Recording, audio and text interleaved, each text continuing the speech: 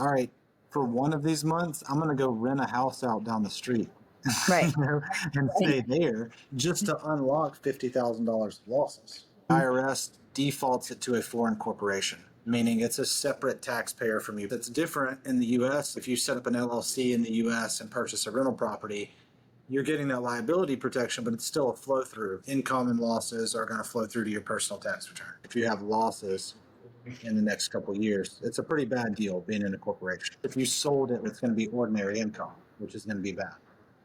Hey, Rebecca, thanks for setting up the call. Yeah, excited to talk to you. So tell me a little bit about what you have going on. I know you have a property down in Costa Rica, and we're looking at the U.S. tax rules, right, with rental properties. So we bought this home in January. We are doing some improvements on it. We have not started putting it on, Airbnb or VRBO yet, but that is the plan. Okay. But I want to, put my best foot forward. So I just don't want to put pictures until I've done the improvements. So Right. that's why we're waiting. Okay. So, yeah. So I'm in the process of doing some of these improvements, and I'm just curious on how this affects our taxes and the new rules in Costa Rica I see headlines about. Right. Yeah, invoicing and using their e-invoice systems and VAT Right. and all that. Yeah. Yeah, I mean, that's the complicated part a lot of times with the rental activity in the foreign country is that we have to apply both rules and make sure you're not getting taxed twice or Right. overly complicating things. But I guess the Mhm. first step so you have the property in Costa Rica, how do you have that set up currently? Do you have like a In a company that it's corporation. under? Okay. Okay. Yeah. So do you remember like the legal entity type in Costa Rica? There's an SRL, which is like the LLC version. And then there's the SA, which is like a corporation down there. I feel like it's a corporation. Okay. What year did you purchase it? This year. Okay.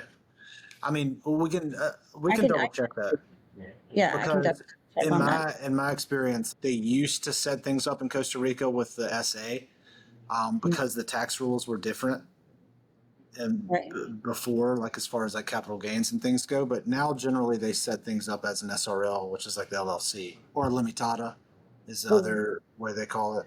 we have had, okay, we've had our corporation for a couple of years, but I just remembered that when we bought this property, we did a transfer of corporations or an exchange of Ah, so corporations you because, purchased the company and not the right, property. and became the shareholder, right, Gotcha. right. So that's why I believe it's probably in a corporation, but Okay.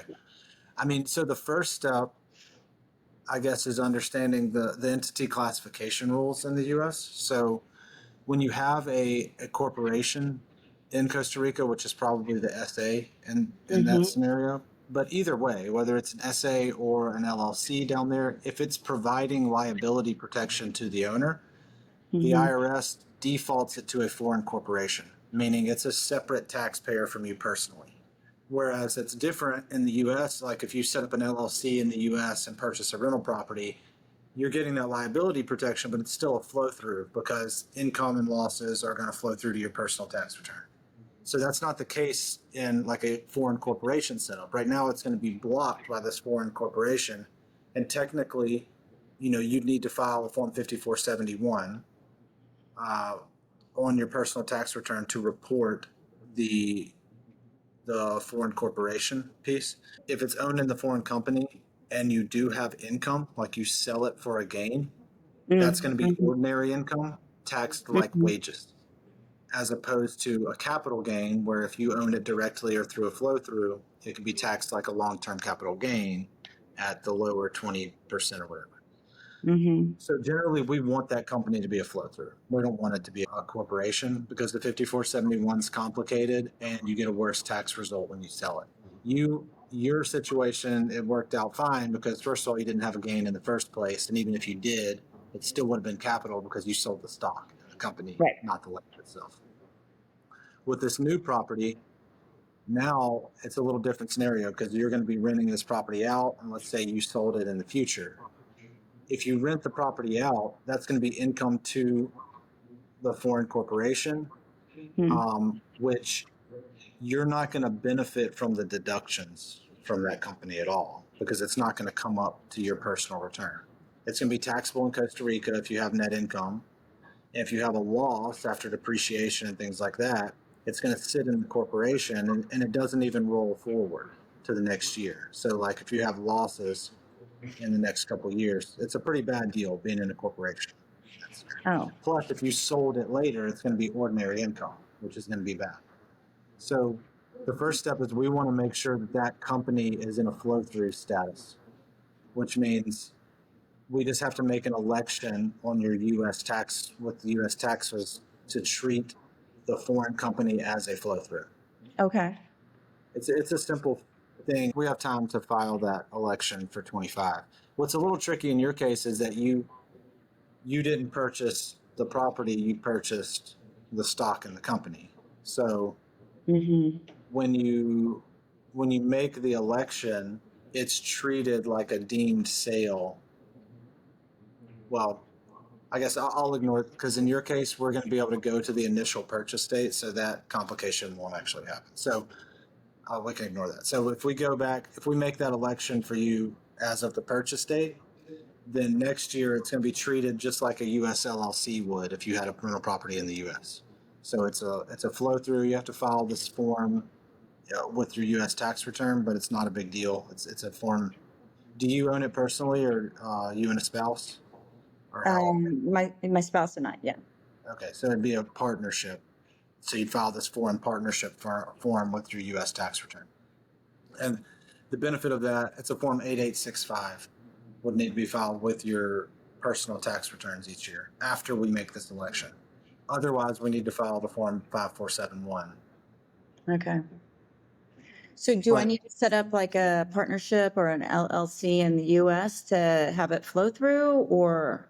no, this one, we're going to we're going to tell the IRS that you own this foreign company that we're electing to treat as a flow through. Okay. So we don't have to have a U.S. company on top for it to flow through. That one will. But And if it's an SA, you have to get it converted to an SRL or a limitada in Costa Rica, which if you have an attorney you work with, they should be able to do that easily. I have a guy that'll do it. He does it for $450. He does the conversion. And it's just the paperwork. They just refile the paperwork with Costa Rica to say it's an SRL instead of an SA. And the reason you do that is because the IRS has certain company types that they don't allow you to make that election. And the SA okay. is one of them. It's Okay. what's So called we a need per to se make sure that corporation. we're in an SRL, right? Yeah, and if you send me the company setup, I can tell you which one it is. Mm-hmm. Um, but the SA, the Sociedad Anónima, is the one that's bad. That's the bad one. The Okay. SRL or the Limitada is the one we can make the election for. So that's kind of step one. So now that we have it as a flow through, now we can start treating it under the basic rental rules in the U.S. Whereas before, uh, with the corporation, it's all blocked in this foreign corporation. It's under a totally different set of rules. Okay. So once we have it as a flow through, then we apply the same rental income tax rules that really we do in the U.S. with a few exceptions. But the basic rule is that the U.S. treats rental properties as per se passive activities, and so the impact of that is that the income, like if you have a loss after depreciation and expenses, it's going to be parked in this passive activity basket that you can only use against rental income in the future or the sale of rental. So that's that passive activity where it gets stuck. And it also means if you have income, it's going to be subject to the net investment income tax if your income's over a higher amount. That's at 3.8% tax on passive income. But the main thing is that your losses get stuck because usually with these, once we apply depreciation, we're usually looking at losses, at least in the first year, especially if you're doing Right. these improvements and stuff like that. Mm-hmm. Um, so we want to avoid the passive. The first step is like, how do we get around the passive activity rules so that we can use these losses against ordinary income? Right. Are you still, do you have wages, or do you or your husband have wages to earn? So this year's going to be the first year he's not a W-2. Okay. He is a partner, so I guess it's at K1 Right. income. Right. Yeah. And so that's part of the reason I would love to be able to take these losses and Right. depreciation against the ordinary income. Yeah, Um, because it's the same concept with the ordinary income coming through as partnership. That's ordinary income that, yeah, same way wages are. The passive activity loss is, if it's a passive activity, we can't use that loss against it. So the way we get around the passive activity rules, there's a couple different ways. One is there is a general, like a minimum exception where you can just get up to $25,000 in a loss, but that only applies, one, if you're an active participant in the rental, which is easy to be considered active. It just right. means you own it and you do make decisions for it. So Right. that one applies. But the phase out for it is if your income is more than like $100,000, you can't use them.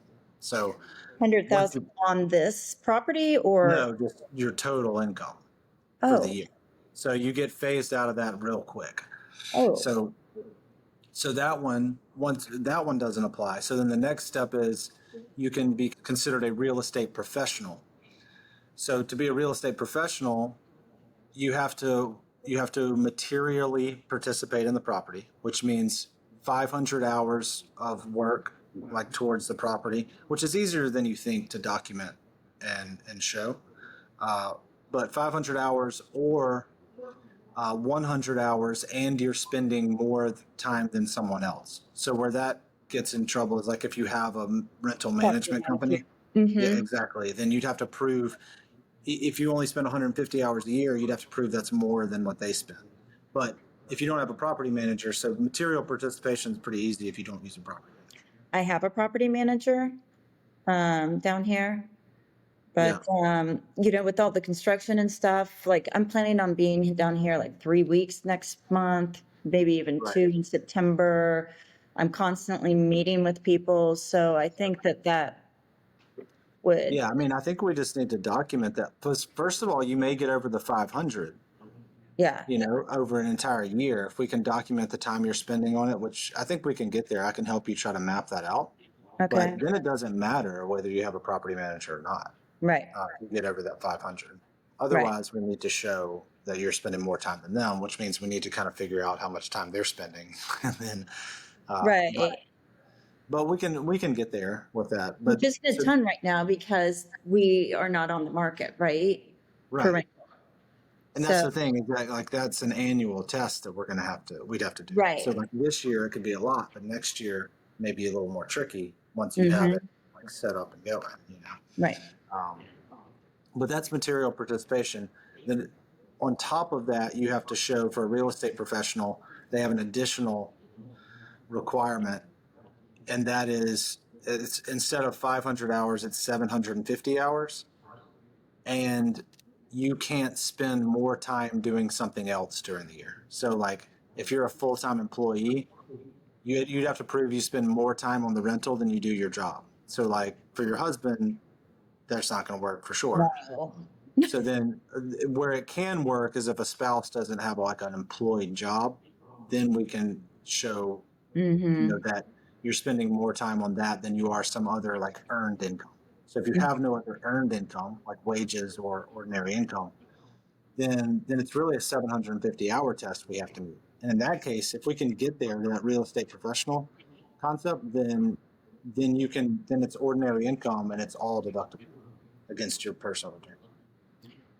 All right. But I mean, would it matter? I mean, because it's me, not my husband, and he's the one that has the income, right? Or does it not matter because we file jointly? Yeah, it doesn't matter because you Okay, filed okay, jointly. So, okay. like, yeah, it's going to be, if we could say you're a real estate professional, then yeah, that loss is going to flow to your personal return, which is a joint return that's going to offset his ordinary income. Okay. So, and in that scenario, we're shooting for that 750-hour mark and documenting that. Okay. So if that doesn't work, the next one is this short-term rental activity concept, and that's where you have to show material participation. So back to that 500-hour, 100-hour test with the management company. Um, And then on top of that, you can't have rented the property out. I guess it's a 7-day average test. So you can't, the average stay of the people staying in your property has to be 7 days or less. Okay. So like, for example, we'd look at your bookings for the year, and let's say you had, 15 bookings, for the rest of the year. We'd look at the total nights stayed divided by the bookings, and that needs to be less than 7 or less, basically. Okay. Yeah. So it's just something you have to manage, like going forward. And maybe, like if you have people that want to do multiple weeks, maybe you get them to rebook. You know what I mean? Right. So that Days like, you're hey, less than the have 7 days. somebody else book this one, like in your party or something. Yeah. Yeah, exactly. Okay. So I mean that's the second, like, so that's the one you would use if you can get to material participation, but you can't quite get to real estate professional. Then you can kind of fall back on the short-term rental, and you get to the same place where the losses from the rental can be treated as ordinary income. The main problem I have with this one with people is that there's a limitation on personal use. So, I mean, do you plan on using this property personally? Yeah. So Yeah. the problem you run into is that losses are limited, and they make this like the math so confusing on these. But like, if your personal use stays, I guess the rule is, let me look at. Let's see. So while you're looking that up, just another question for you. What if we don't have income in 2025? What if we don't get the pictures done or get it rented out? Like Oh, I see. all this work we've done, would it help out in 2026, Yeah. or do So we need to at least like rent it out to a friend for a week or something, even if it's not done, or what do you think? So the rule is you can start to deduct things once it's available for rent. Okay. So let's say you don't get finished with the improvements this year, but you finish in January of next year, and then you start putting it up on Airbnb or something. Right. We would still take all these costs you're incurring now and add that to the basis of the property. So it'd be the cost basis of the property, which is then depreciable Okay. over 30 years. So like if you purchase the property for $300,000 and then you spent $100,000 this year getting it renovated and improved, you wouldn't get a deduction this year for 20. If you weren't able to rent it out this year, you wouldn't deduct 100,000. Even if you were, either way, that improvement amount gets added to the 300,000. So now you have a $400,000 basis, and you get to depreciate that over 30 years. So Okay. divided by 30, and that would be your expense each year. The only difference is like with the improvements, if you have certain costs that are, say, less than $2,500, you can deduct those now as opposed to having to capitalize and depreciate later. So Okay. let's say you were able to start renting it out this year, and you had like, I don't know, like a repair service come or painting done for a room, and it costs two For thousand depreciate. dollars or something. Right. Right. So Right. that we could deduct this year and like Mm-hmm. show it as a deduction on your tax return. Whereas if you don't rent it out this year, we would just add that cost as part of the basis to the property next year, and you'd get that number divided by 30 deducted going forward. Okay.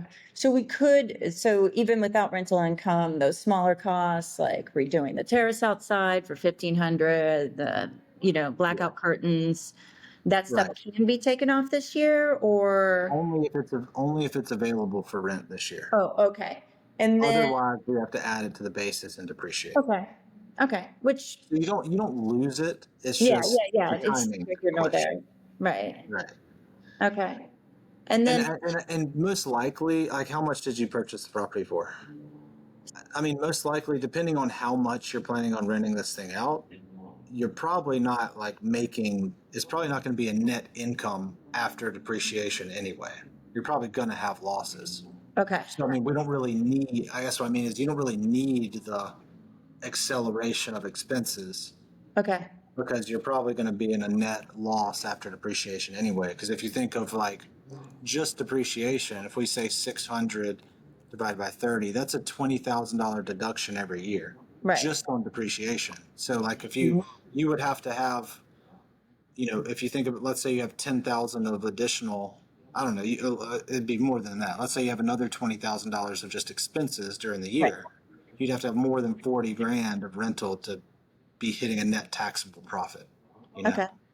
So I guess it's not as, I don't think it's that important to like, I wouldn't go out of your way to like try and make it available for rent this year just so Okay. you can write off a $1,500 terrace thing just because you don't really need it most likely. Right. You're probably better off getting that divided by 30 over the next few years, you know? Okay.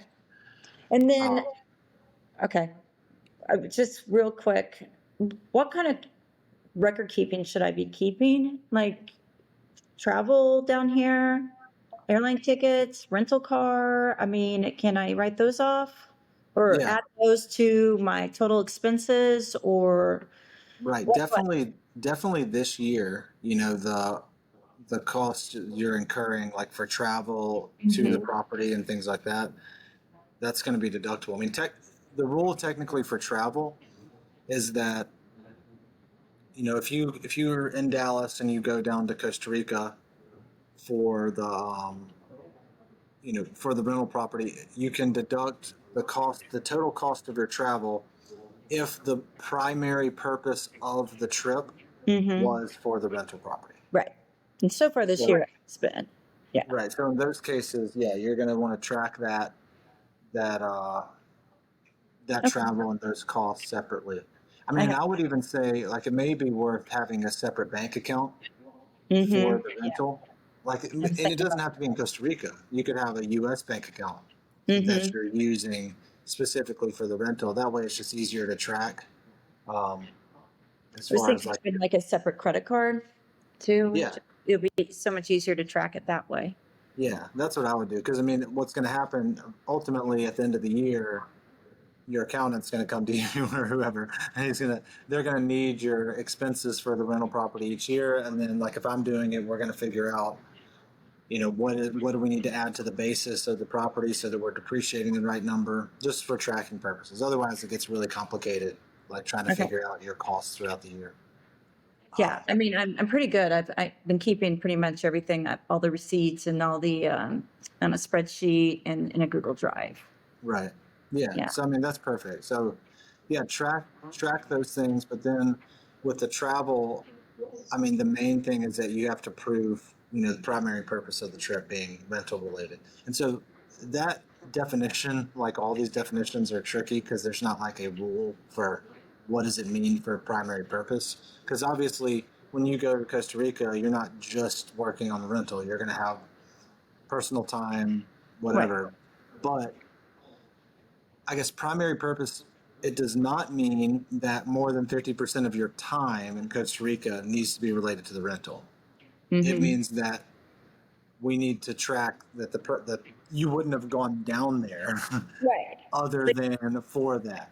But Like meeting with contractors, like I can right, document that kind of I, stuff. And the then, way the way like, I like to do it is like, for example, if you're going down there for a week and you have to meet with certain people, it's better to break those out on different days so that you mhm. can so you have to show the IRS, all right, if you're there for a week, there were 4 days that I met with contractors, went to buy supplies, looked at things at the house, and there were 3 days that I spent for personal reasons, or where I, whatever, you went to the beach or what. It just didn't have like a specific thing associated with it. That way it's easy to show primary purpose. Whereas if you went down there for a week and you met with everybody the first day and did everything and then you're there for 6 days, it would be hard to prove to the IRS at that point that the primary purpose was the rental. Not Right. that you couldn't, it just makes it a harder argument, as opposed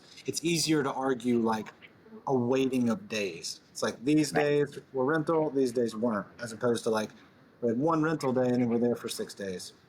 Mm-hmm. Um, So, I mean, and I can help track that. I have a spreadsheet that I keep Okay. that I give my clients, like to help track their days and what Uh-huh. they're doing in each day, so that we have a very clean sheet. If the IRS were to ask, like, here you go, this is what I was doing. Okay. Um, but yeah, and then on top of that, what we're tracking kind of depends on what we're trying to do from a deduction standpoint, you know. Mm. Uh, and I guess back to that rental activity, like the losses concept. So if it's a passive activity, we don't really care about the time you're spending on the property, because the loss is going to be parked in the passive basket anyway.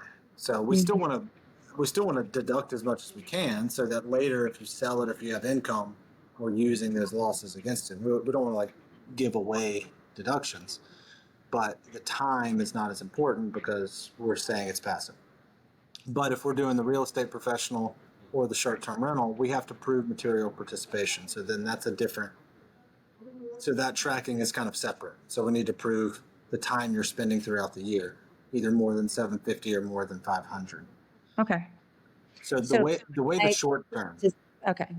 So the when way I the try, short term thing works is that you can't, your personal use, um, but if your personal use exceeds, I'm just going to read it because it's easier. If the personal use exceeds the greater of 14 days or 10% of the total days it's rented out at fair market value, then it's considered a residence and not a rental property, meaning you can only deduct losses up to your rental income. So, for example, if you rent the property out for 80 days during the year and you spend 30 personal days in the property, then the way the rule works is if the personal days exceeds the greater of 14 or 10% of the rental days. So 10% of the rental days would be 8, and 14 days is the other one. So you spent 30, so you've exceeded that number. So now it's not, so now you can't use the losses anyway. Like they get capped at the income, and they actually get parked. It's kind of like you kind of get back to the passive activity rules, okay. where the excess loss gets parked in this carryover basket that you can use later if you don't cross that personal day threshold. Okay. So that's where like the personal use days, like if you end up crossing that barrier, then it just doesn't really work, the short-term rental piece, because the IRS looks, they're not going to let you, what they're trying to avoid is people renting it out, like having like a second home Mm-hmm. that they're also renting out solely for the purpose of trying to deduct it. So Okay. they have this rule that's like, if your personal use days as a relation to your rental days is too high, they don't let you deduct things in excess of your income, and that Okay. number is 10%. So like if you rent it out for 80 days, then you could technically only spend 7 days in the property a year. Oh, If you rent it out for 100 days, it'd be 9. So like it's pretty limiting, the personal use concept. Is that okay. the place you're staying in now that you're in? Or like, do you have, That's is that the your, second one. Yeah. okay. Yeah. So Yeah. that's the goal with it, I guess, is like, it's going to be like you'll be spending personal time in it when you're down there and then renting it out when you're not. Right. Yeah. So in that case, I think the personal use limitation is going to trip you up as far as Uh, being able to take the losses. Um, so then do we have to, then, but we still have to report the income, right? uh, well, the loss, you get the losses up to the income amount. Oh, okay. Okay. Okay. So Okay. you wouldn't have to pick up the income, but you wouldn't be able to take excess losses against your person. Against Paul, my husband's Right. income then. And again, you don't lose it. It's not like it goes away. You would get to, So it's, in like 3 years, say, we have more, we don't meet the 10% rule, then we could use the losses from this year or for that. Because it's yeah, at the cost basis, correct? Exactly. Well, Okay. in a way, it's not into the cost Some of basis, it but is. it's getting, the losses are getting parked to the side so that Okay. if later you have more income or if you sold the property, or yeah, let's say you ended up purchasing another house in Costa Rica and that's like turned into like you have a rental, then you have one that you're spending your time in, then you can start, then you'd be able to unlock those losses that were parked basically. Okay. Okay. I mean, and then so I think as far as like using the losses, um, your best bet would be trying to do the real estate professional rules because then Mhm. that's going to. Let me check one thing.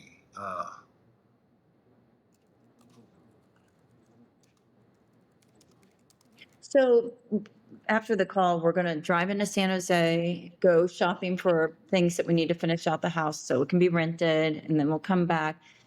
Can I count all those hours towards my hours needed Yeah, for to sure. travel there and all that? Yeah, Okay. definitely. All right. I mean, the problem is that either way, the personal use days are going to limit your ability to do those excess losses. Mm-hmm. So, yeah, I mean, how many days would you envision staying in the property? Probably a couple months, a year. Mm-hmm. So, I mean, even if you rented it out for, I mean, I could only stay a month, really? I mean, you could right? really only stay a month.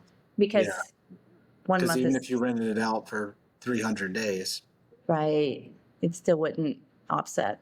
right?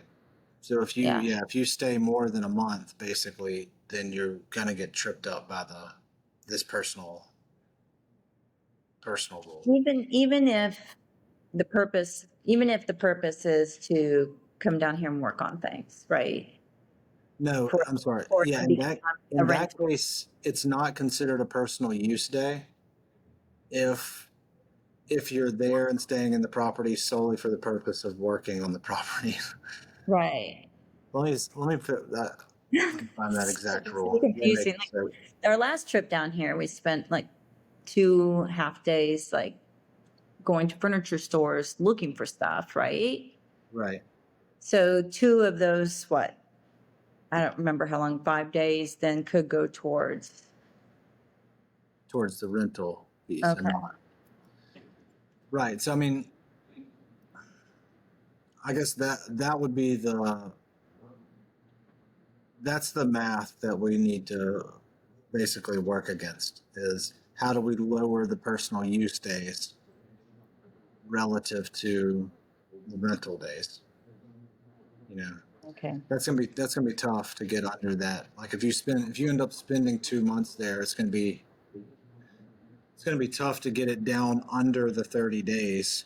We'd have to prove that more than half of your time there is spent specifically for the rental, which maybe we could, but even then you're still gonna have to rent it out for 300 days a year, which I maybe, know. you know. Yeah. So like, so yeah, if you're only renting it out 80 to 100 days a year, then you can only spend like a week in the property Mm, before these personal use rules kick in. Um, which again, it's not the end of the world, but it just means that you're not getting the deduction, like you're not getting excess losses against your personal income. It's okay. getting parked, basically. Mm-hmm. Okay. Um, I mean, I think in your case, And then if we end up buying a second home here, right? Then those losses from this year, next year, the years that we didn't have that second home, we could they, possibly then at that point start taking because we're not staying in the house for over a month, right? exactly. And what Okay. happens actually is And it unlocks all of them. So let's okay. say let's say you meet the real estate professional rules, but the personal use day rules limited you for 5 years, 3 years, whatever. So we're not actually getting those excess losses. Let's say in year four, your personal use days were very low, and that personal residence rule didn't kick in, And that year, we can unlock all of the prior year losses Okay. and deduct them that year. Okay, So it's a great. pretty good deal. So what you could do, Right. what you could do, yeah, if they get stuck for 3 years, you could just choose one year. It's like, oh, I have, I have, $50,000 of losses sitting here, and we have a lot of income this year. Right. I mean, you could proactively choose, all right, for one of these months, I'm going to go rent a house out down the street, Right. and Right. stay there just to unlock $50,000 of losses, Right. I mean, Hmm. so yeah, it gives you that option. You'd still have to meet the real estate professional rules in order for that to apply. Otherwise, you've just unlocked them to put them in a different holding pattern, which is the passive activity rules. Hmm. Does that make sense? I know that's really confusing. It's even It confusing for does me to make sense. It's just a say. lot, like, we got to do this to make that happen. And it's just a lot. So that's why. Right. There's like multiple buckets. But I think, like in your case, at least like step one is we want to make sure that this property is a flow through in the first place. Hmm. Otherwise, if it's stuck in this foreign corporation scenario, it's not none of this. What happens is it gets stuck in the foreign company. It's even more complicated because when you go stay, like, think if you set up a U.S. corporation and it owned your home in the US, if you go stay in that home, the IRS is going to make you pay rent to your corporation because it's not your Hmm. house, it's your corporation's house. It's the same thing with the Costa Rican company. If it's a corporation and you go stay in that property, then technically you need to be compensating your Costa Rican company for that property. Otherwise, you know, and then so it just gets more complicated. Right. There's But really no upside.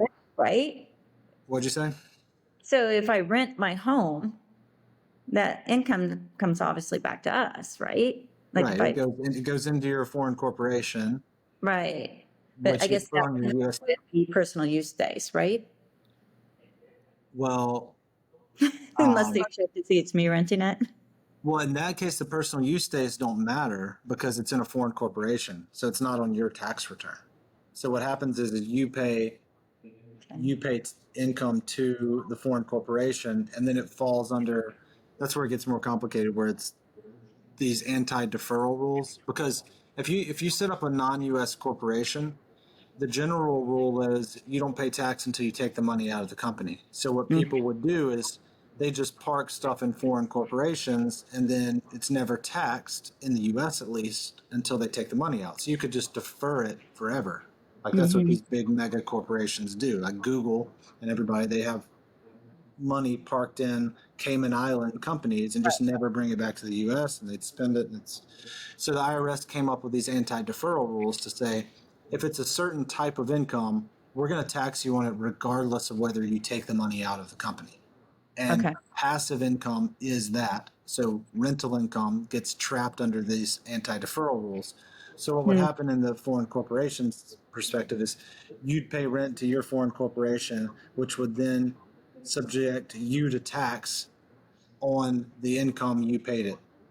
Mhm. So Right. if you paid your company $20,000 of income, it wouldn't be a business expense to you. So it'd just be a cash expense to your company, and then you'd pay tax on your 20,000. But there'd be deductions against that 20,000. Right. And in these rules we just talked about with personal use and all that doesn't apply because you have like a separate company business because Hmm. the company can't have personal use days because it's a company. So but it's more complicated and a worse answer, especially if you sell the property later. It's going to be taxed at 37% as opposed to 20, basically. Because it's a personal use versus a corporation. Because if What's it's the a, difference in tax? I'm so if sorry. it's a corporation, it falls under those anti-deferral rules and it gets taxed like wages. The sale of the property gets taxed like wages. Oh, So I well, mean, maybe you're the capital gain on it, right? versus right. If you have it 20%. as a flow through, it's taxed on at the capital gains rate. Okay. So if we look at the maximum rates, it'd be 37 versus 20. And maybe your marginal rate wouldn't be 37, but it'd be higher for sure. Right, right, right, right, right. So Okay. so step one is let's see what kind of company you have in Costa Rica. Let's switch it to the right company if we need to, and then make the election to treat it as a flow through. So, and what I do, so that flow through election, I charge $950 to do the election. It's a one-time thing. I have to get a taxpayer ID number for the company, and then I file a Form 8832 with the IRS, and then you're good to go. You attach that to your first year's tax return in the Okay. U.S. for that. But then after that, you're just going to need to file this Form 8865 each year with your personal tax return, which, Okay. if you have, if you have an accountant do you have an accountant or do you do your own taxes? I have an accountant. So a lot of times, like, it's not worth necessarily somebody like me taking over your whole tax Right. preparation if you already have a relationship with somebody that's doing it just for this small piece. So I can do just the international or work with your existing accountant just to do the Costa Rican piece of your U.S. tax return. And Okay. then the other side of it is you have to do Costa Rican taxes, right? So Mm-hmm. that's Costa Rica does it differently in that you have to file monthly returns for the tax return. I mean, for the VAT filings each Mm-hmm. year, and then you also have to get set up in this like electronic invoice system in Costa Rica. Um, I don't know. Isn't Is that something your my property manager would have to do? well, they work. It kind of depends, but they work with the accountant down there to give Oh, them. The accountant's going to get you set up with the hacienda, their IRS, and mm-hmm. then the property manager will give the accountant the information they need each month to file with hacienda. The setup's a little bit, the process where they have to like get you in the system, but then once you're set up, it's pretty simple month to month. Mm-hmm. Okay. And where is your property manager? Are they like in that same area in Jaco area? Yeah. She's in Hermosa Beach. Okay. Um, yeah. So I'm trying to think. I mean, they can probably get you an accountant. You can Yeah. ask around, or I'll ask do her you or for your it. husband speak Spanish? I do. I mean, yeah, Pretty good. Yeah. yeah. Pretty good. I mean, Yeah. I have an accountant. I have a couple. One of them, her English is not very good. Mm. And she's down in like the Capos area, so not too Mm-hmm. far. Yeah, that's not too far. Right. And then the other people are in like she's like her own. She kind of runs her own firm, and then I have some bigger firms like in the Flamingo in the what's the name of that place? Yeah, Flamingo or Cocoa Beach or Cocoa Tamarind. Beach. That's what I'm thinking. Yeah, in Cocoa Beach, it's a firm I use. We also have an attorney down here, and I can ask him for referrals for CPAs or Okay. accountants down here. What attorney are you working with? His name is, he's amazing. I mean, he's a little peculiar in his communication via email. You just have to get used to it, Yeah. right? I'm like, is he mad at us? But then that's just how he communicates. That's funny. That's And not like your typical Costa Rican style where they're like overly nice, you know? right. And then I also have a residency attorney who kind of does the same thing. And Really? I'm like, yeah, and it's I've got used to it because I've talked to her. I'm like, I know she's not mad at us, but I have forwarded an email because we have to get a letter from our bank. Right. And so we're actually using my husband's firm, which is an investment bank, because it's just easier than going through Chase because they won't do it. Right. So I forwarded emails, and our financial planner was like, I feel like she's being very rude. I'm like, oh, no, you just have to ignore that. It's like Right. the way she talks in email. Don't worry about it. Right. And sometimes in their English too. Well, that's You what know, I think. I'm like, I I think think it's just the way. I think if they were writing it in Spanish, it would probably sound a lot nicer. exactly. But Exactly. So like, sorry. because that's how I feel like with my Spanish sometimes. I'm just saying whatever is easiest for me to say, not Yeah. necessarily what sounds the best. So it's like I'm just trying to get my point across more so Right. than I'm trying to like sound. Whereas when I'm speaking in English, I'm much more like I'm notice like the way I'm saying things more, like Right. because I don't have to Yeah. think about it. But Yeah. Yeah. So, um, okay. So I need to get a CPA or accountant down here. right. And that really just for that'll really the- start once you start renting it out. Is when that comes on. Okay, So let me know if you want to, right, if if you she want me to doesn't have refer you it. somebody, or if you don't have, if they have somebody, it doesn't matter. Do And then you ask work? your attorney too about well, let's look and see what type of company it is, or you can just email them and ask, and then Mhm. we can convert it if we need to, or talk to them about converting. Okay, And I'm so, happy to loop me in on because I work with a lot of attorneys down okay, there too. And I love the introduction to them if this yeah, person works with absolutely. other Americans, because that's in my experience. Like at first, I was working more with like real estate agents, but what I've kind of found is like at the end of the day, they're just trying to sell a house. They don't want to talk about taxes and with Yeah, their clients and stuff. Whereas the attorneys, they want to, it's just they don't know. You know, like your attorney, I'm sure if he knew the rules in the US, he would have set it up, in a way that's compatible on both sides, but he may right. just not know the US rule. And so like it's good for me to have those connections with attorneys and things. Well, in addition, I'll ask both he or my residence attorney about these new VRBO rules and all that stuff, and they're both like, Right, don't do anything. Like, right, so it would be a good reference for them to say, but you can talk to this guy, right. in the US, or if you have questions about that. So I'll definitely make an introduction Yeah, because he does have a lot of US clients. yeah, that'd be great. Hmm. Cool. Yeah, absolutely. But yeah, so I would say that's step one is let's get the entity type correct, and we can make that election. And I can follow up once we figure out what it is. I can send you like a proposal and an email to do the election, Hmm. and then yeah, we can figure out like as far as the rental itself. I mean, I think for this first year at least, it's probably going to be pretty hard to like get deduction against your ordinary income just based on the personal days. Um, but we could figure out a way to work together on that. I'm Right. happy to be like a resource to you if you have Yeah, I questions. just don't want all these expenses to go to waste, and whether or not we can take it against, I mean, ideally, I'd love against personal income, but, Right. I understand if that's not possible. Um, Yeah, and we I'm not definitely sure won't if lose it them. So I really think make a it's difference in our, and you still want to maximize the deduction because you're not going to lose it. It's just a right, matter of timing. It's like, are you going to okay. get it today or are you going to get it later? Mm-hmm. So, Okay, all right. so yeah.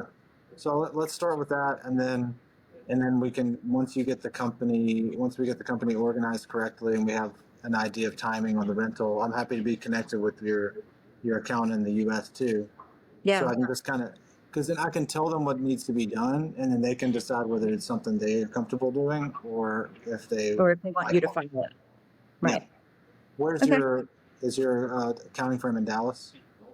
yes, Okay. yes. Yeah, I mean, so this may be something they're familiar with. Yeah. Well, I kind of mentioned it to him a little bit, and I feel like I think he said, yeah, you won't be able to write off any of it. And I'm like, that doesn't feel good to me. Like, but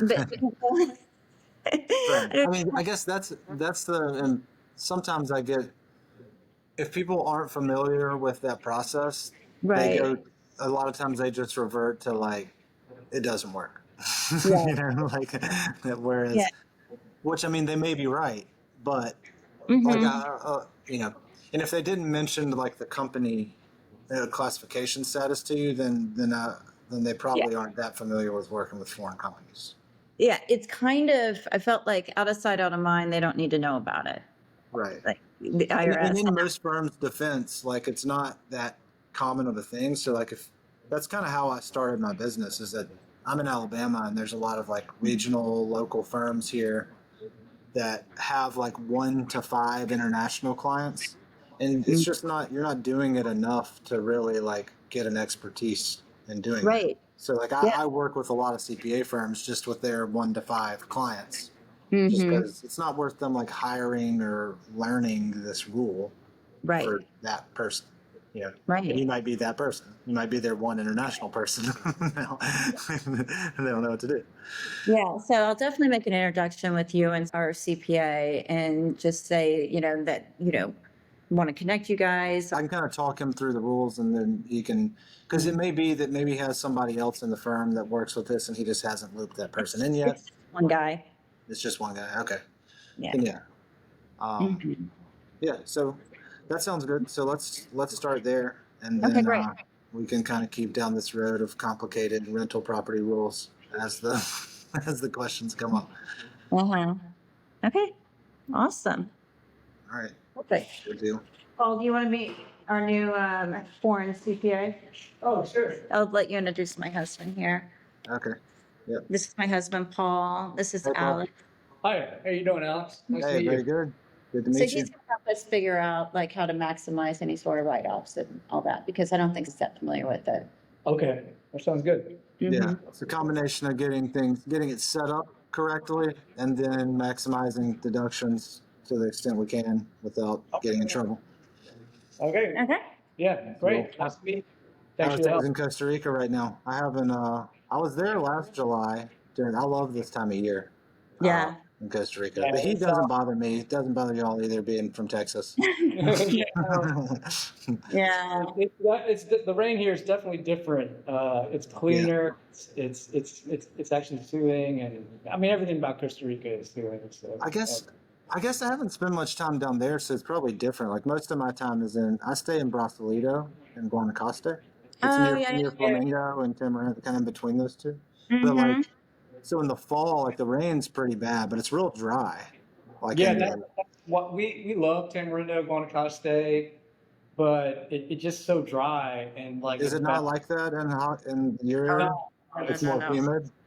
Yeah, yeah. Yeah, in the dry season, it's not that arid desert type dry. Right. No, It's more still like, jungle Yeah, and I like that more too. I don't like that's why my I'm body excited. doesn't work in the dry. Like No. it's like I guess that because I grew up and lived my whole life on the Gulf Coast, so like my my body's I'm used to just being wet all the time, one way or another. So like yeah, Yeah, when that's I'm in that dry climate, I like my skin starts cracking. I feel like a snake or something. It's like yeah, and I'm not right. constantly having to put like Blistex on. It wasn't that fun the last time we were there in January, 'cause Yeah. then these giant dust storms come over, and it's like, Right. It's really windy too. It's different. Like yes. when you're there.